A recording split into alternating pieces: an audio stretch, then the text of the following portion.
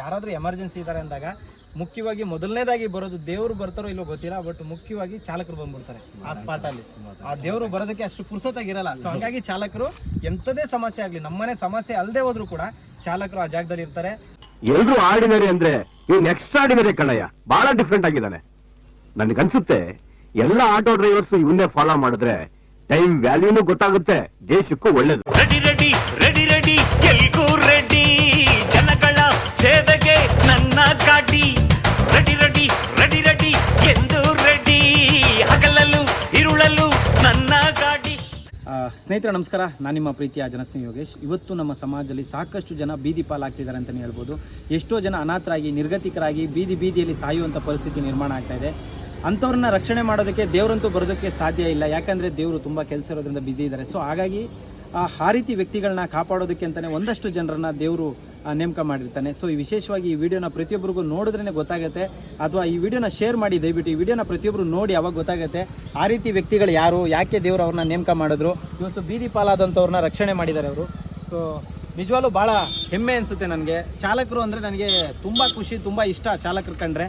ಯಾಕಂದರೆ ನಾನು ಒಬ್ಬ ಚಾಲಕನಾಗಿ ವೃತ್ತಿಯನ್ನು ಆರಂಭ ಮಾಡಿ ಇವತ್ತು ಜನಸ್ನೇಹಿ ನಿರಾಶ್ರಿತರ ಆಶ್ರಮ ಅಂತ ಶುರು ಮಾಡಿ ಬರೋಬ್ಬರಿ 150 ಜನರಿಗೆ ಆಶ್ರಯ ಕೊಟ್ಟಿದ್ದೀವಿ. ಅಂದರೆ ಸಣ್ಣ ಪುಟ್ಟ ಕೂಲಿ ಕೆಲಸ ಮಾಡೋರೆಲ್ಲ ಸಹಕಾರ ಕೊಟ್ಟಿದ್ದಕ್ಕೆ ಇವತ್ತು ವಿಶೇಷವಾಗಿ ನೋಡ್ಬೋದು ನಮ್ಮ ಆಟೋ ಚಾಲಕರು ಅಣ್ಣಂದರು. ಸೊ ಒಂದು ಅದ್ಭುತವಾದಂಥ ಕೆಲಸವನ್ನು ಮಾಡ್ಕೊಂಡು ಬಂದಿದ್ದಾರೆ. ನಮಸ್ಕಾರ, ಚೆನ್ನಾಗಿದ್ದೀರಾ? ಬರ್ತಾ ಇದ್ದೀರಾ? ಚಿಕ್ಕದ್ರಕಲ್ಲಿಂದ ಬರ್ತಾ ಇದ್ದೀರಾ? ಸೊ ವಿಶೇಷವಾಗಿ ನಮ್ಮ ಚಾಲಕ ಅಣ್ಣಂದ್ರೆಲ್ಲ ಬಂದು ಒಂದು ಅದ್ಭುತವಾದ ಕೆಲಸನೇ ಮಾಡಿದ್ದಾರೆ ಅಂತಲೇ ಹೇಳ್ಬೋದು. ಯಾಕಂತ ಹೇಳಿದ್ರೆ ಅಸಹಾಯಕ ಪರಿಸ್ಥಿತಿಯಲ್ಲಿ ಬೀದಿಯಲ್ಲಿ ಮಲಗಿ ಒಂದೊತ್ತು ಊಟ ಇಲ್ಲದೆ ನೀರಿಲ್ಲದೆ ನರಳಾಡ್ತಿದ್ದಂಥ ವ್ಯಕ್ತಿಯನ್ನು ಯಾರೂ ಕೂಡ ದುಡ್ಡಿದ್ದವರಾಗಲಿ, ಹಣ ಆಸ್ತಿ ಐಶ್ವರ್ಯ ತುಂಬ ಜಾಸ್ತಿ ಇದೆ ಅನ್ನೋರು ಯಾರೂ ಕೂಡ ಅವ್ರನ್ನ ಹತ್ರಕ್ಕೆ ಹೋಗಿ ನೋಡೋದಿಲ್ಲ. ಸೊ ಏನಾದರೂ ಅಂಥ ಕಷ್ಟದಲ್ಲಿದ್ದವ್ರಿಗೆ ಅಥವಾ ಆಕ್ಸಿಡೆಂಟ್ಗಳಾದಾಗ ಅಥವಾ ಯಾರಾದರೂ ಎಮರ್ಜೆನ್ಸಿ ಇದ್ದಾರೆ ಅಂದಾಗ ಮುಖ್ಯವಾಗಿ ಮೊದಲನೇದಾಗಿ ಬರೋದು ದೇವರು ಬರ್ತಾರೋ ಇಲ್ಲೋ ಗೊತ್ತಿಲ್ಲ, ಬಟ್ ಮುಖ್ಯವಾಗಿ ಚಾಲಕರು ಬಂದ್ಬಿಡ್ತಾರೆ ಆ ಸ್ಪಾಟಲ್ಲಿ. ಆ ದೇವರು ಬರೋದಕ್ಕೆ ಅಷ್ಟು ಪುರ್ಸೊತ್ತಾಗಿರಲ್ಲ. ಸೊ ಹಂಗಾಗಿ ಚಾಲಕರು ಎಂಥದೇ ಸಮಸ್ಯೆ ಆಗಲಿ, ನಮ್ಮನೆ ಸಮಸ್ಯೆ ಅಲ್ಲದೆ ಹೋದ್ರು ಕೂಡ ಚಾಲಕರು ಆ ಜಾಗದಲ್ಲಿ ಇರ್ತಾರೆ. ಅವರ ಪ್ರಾಣನ ಒತ್ತೆ ಇಟ್ಟು ಕಾಪಾಡೋ ಪ್ರಯತ್ನ ಮಾಡ್ತಾರೆ. ಸೊ ಇವತ್ತು ಕೂಡ ಒಂದು ಪ್ರಾಣ ಕಾಪಾಡೋ ಕೆಲಸ ಮಾಡಿದ್ದೀರಾ. ಸೊ ವಿಶೇಷವಾಗಿ ಇವರು ಏನು ಹೆಸರು ಇವ್ರದ್ದು? ನಮಸ್ಕಾರ. ಕ್ಯಾ ನಾಮ್ ಕ್ಯಾ? ಕನ್ನಡ ಬರುತ್ತಾ? ಕನ್ನಡ ಆತ ಹೈ? I am. तुम बात करो, तुम्हारा नाम बोलो।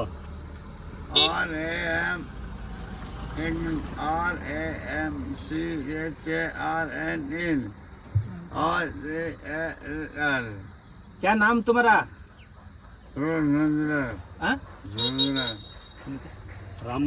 रामचंद्र ना? गाँव किधर है भैया तुम्हारा? किधर गाँव नहीं? गाँव किधर? और एक बार बोल दो सबको, और एक बार बोलो अभी। तुम्हारा नाम बताओ इसको, तुम्हें किधर से आ गया वैसा भी इसको बताओ ना. ಅಣ್ಣ ಎಲ್ಲಿದ್ರು ಅಣ್ಣ ಇವರು? ಇವರು ಚಿಕ್ಕಬಿದ್ರಕಲ್ಲು ಮೆಟ್ರೋ ಸ್ಟೇಷನ್ ಇದೆಯಲ್ಲ, ಪ್ರೆಸ್ಟೀಜ್ ಅಪಾರ್ಟ್ಮೆಂಟ್. ಹಾ ಪ್ರೆಸ್ಟೀಜ್ ಅಪಾರ್ಟ್ಮೆಂಟ್ ಪಕ್ಕದಲ್ಲಿ ಒಂದು ಸರ್ವಿಸ್ ರೋಡ್ ಇದೆ, ಅಲ್ಲಿ ಕಸ ಹಾಕಿದ್ದಾರೆ ಮತ್ತೆ ನೀರುಗಳೆಲ್ಲ ನಿಂತ್ಕೊಂಡಿದೆ.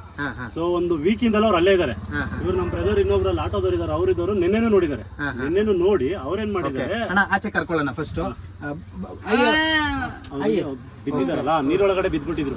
ನೀರೊಳಗೆ ಬಿದ್ದೋಗ್ಬಿಟ್ಟಿದ್ರು ಫುಲ್ಲು. ಈ ಪೋರ್ಷನ್ ಇಷ್ಟು ಫುಲ್ಲು ನೀರೊಳಗೆ ಇತ್ತು. ನೈಟ್ ಎಲ್ಲ ಅಣ್ಣ ಬರೀ ನೀರಲ್ಲೇ ಮಲಗಿದ್ದಾರೆ.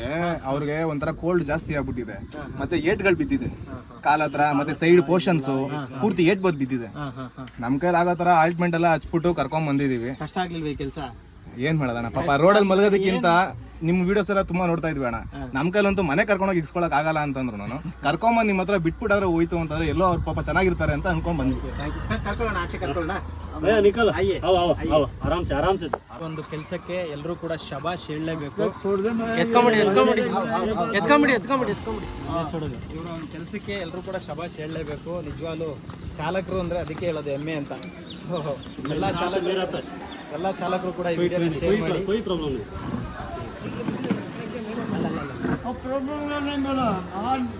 ನಿಜವಾಗ್ಲೂ ಭಾಳ ಒಂದು ಮಾನವೀಯತೆ ಕೆಲಸ ಅಂತಲೇ ಹೇಳ್ಬೋದು. ನಮ್ಮ ಎಲ್ಲ ಚಾಲಕರು ಸೇರಿ ಮಾಡಿರೋದು. ಇವ್ರು ಯಾರು ಅಂತ ನಮಗೆ ಸರಿಯಾದ ಮಾಹಿತಿ ಇಲ್ಲ. ಕಂಪ್ಲೀಟಾಗಿ ಹಿಂದಿ ಮಾತಾಡ್ತಾರೆ, ಕನ್ನಡ ಬರೋದಿಲ್ಲ. ಇವ್ರನ್ನ ಯೋಚನೆ ಮಾಡಿ ಹೇಳೋದಾದರೆ ಇವರು ಕರ್ನಾಟಕದವರಂತೂ ಅಲ್ಲ. ದಯವಿಟ್ಟು ಪ್ರತಿಯೊಬ್ಬರು ಕೂಡ ಈ ವಿಡಿಯೋನ ಶೇರ್ ಮಾಡಿದ್ರೆ ಅವ್ರು ಇಲ್ಲಿ ಯಾಕೆ ಬಂದಿದ್ದಾರೆ, ಇಲ್ಲಿ ತಪ್ಪಿಸ್ಕೊಂಡಿದ್ದಾರಾ ಅಥವಾ ಅವ್ರ ಮನೆಯವರೇನಾದ್ರು ಇಲ್ಲಿದ್ದಾರಾ ಇಲ್ವಾ ಏನೂ ಗೊತ್ತಿಲ್ಲ. ದಯವಿಟ್ಟು पानी चाहिए पानी चाहिए रुको रुको रुको कन्नड़ आता है ಇಲ್ಲ ಕೇಳಿದ उसको बोलता है कन्नड़ आता है उसको तुमको आते है कन्नड़ ऑलरेडी आता है हाँ ऑलरेडी आता है ऑलरेडी आता है कन्नड़ ಬರುತ್ತಾ ನಿಮಗೆ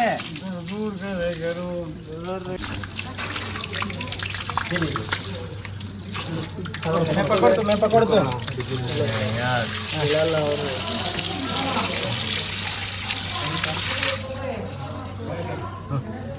और ನೀರು ನೋಡಿ ಖುಷಿ ಆಗ್ಬಿಟ್ಟು बाद में चेंज करो अच्छा बैठो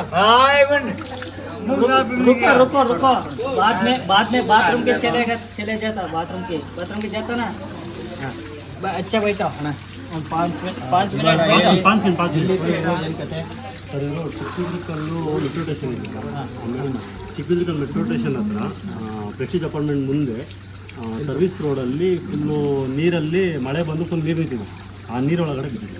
ಇವಾಗ ಯಾವ ರೀತಿ ರಕ್ಷಣೆ ಮಾಡಿದ್ರಿ ಇವ್ರು ಬೆಳಿಗ್ಗೆ ನಮ್ಮ ಬ್ರದರ್ ಇವ್ರು ಏನು ಮಾಡಿದ್ರು ಫಸ್ಟ್ ಬಂದು ಇವ್ರು ಎತ್ಕೊಂಡು ಅದಾದಮೇಲೆ ಇವ್ರು ಒದ್ದಾಡ್ತಿದ್ರು ಪಾಪ ಒಬ್ಬರೇ ಅವ್ನು ಕರ್ಕೊಂಬಂದು ಒಂದು ಪ್ಲೇಸಲ್ಲಿ ನಿಲ್ಲಿಸ್ಕೊಂಡು ಅದನ್ನು ನಾನು ಇವಾಗ ನಿಂತ್ಕೊಳ್ಳೋ ಹೊತ್ತಿಗೆ ಇವರು ಹೊರಗಡೆ ಒಂದು ಅದ್ಭುತವಾದಂಥ ಕೆಲಸ ಮಾಡಿದ್ರ ಸೊ ಜನಸ್ನೇಹಿ ಆಶ್ರಮದ ಬಗ್ಗೆ ತಾವೇನು ಹೇಳಿದ್ರೆ ನಾವು ವಿಡಿಯೋದಲ್ಲಿ ನೋಡಿದ್ರು ಈಗ ಅದೇನಂದ್ರೆ ನೀವು ಹೇಳ್ದಂಗೆ ನಿಮಗೆ ನಾವು ಹತ್ರಕ್ಕೆ ಹೋದಾಗಲೇ ನಮಗೆ ಗೊತ್ತಾಗೋದು.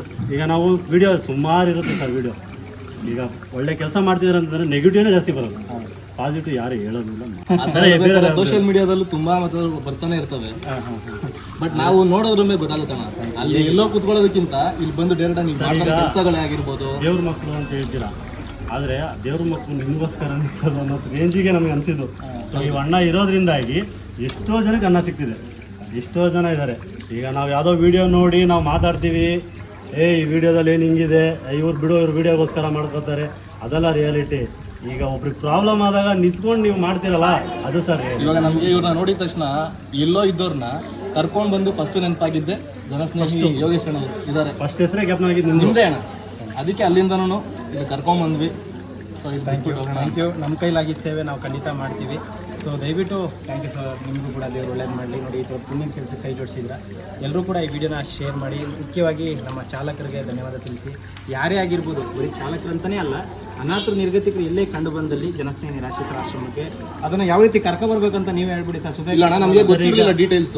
ಅಂದ್ರೆ ಈ ಸ್ಟೇಷನ್ಗೆ ಹೋಗ್ಬಿಟ್ಟು ಅಲ್ಲಿನ ಫಾರ್ಮೇಟ್ಗಳು ಏನಿದೆ ಅಂತ ಗೊತ್ತಿರಲಿಲ್ಲ. ಡೈರೆಕ್ಟ್ ಆಗಿ ಇಲ್ಲಿಗೆ ಬಂದ್ವಿ, ಒಂದು 9 ಗಂಟೆ ಅಷ್ಟೆಲ್ಲ ಬಂದ್ವಿ. ಬಂದಾದ್ಮೇಲೆ ಗೊತ್ತಾಯ್ತು ಸ್ಟೇಷನಲ್ಲಿ ಹೋಗಿ ಅಲ್ಲಿ ಒಂದು ಲೆಟರ್ ಮಾಡಿಸ್ಕೊಂಡು ಆ ಫಾರ್ಮೇಟ್ ಮುಖಾಂತರ ಇಲ್ಲಿ ಬರಬೇಕು ಅಂತ ಗೊತ್ತಾಯ್ತು.